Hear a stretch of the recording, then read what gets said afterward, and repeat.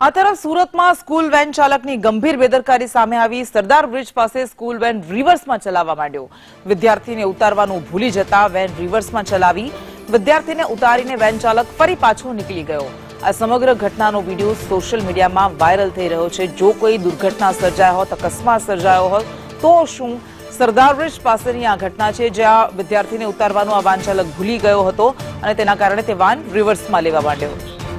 વધુ વિગત સાથે સંવાદદાતા આઝમ સાલે આપણી સાથે જોડાઈ ગયા છે। આઝમ, આ વેન ચાલકો જે વિદ્યાર્થીઓના જીવને પણ જોખમમાં મૂકે છે, અન્ય લોકોના જીવને પણ જોખમમાં મૂકે છે।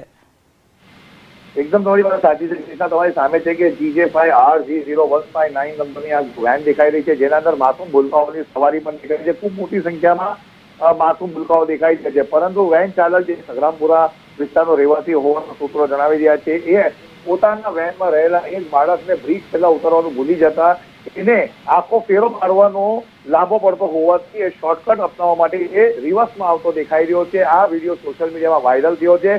આ રિવર્સ લેતી વેન છેવટે બ્રિજના નાકે આવી હતી, સરદાર બ્રિજના, એટલે કે અઠવા ગેટ તરફ।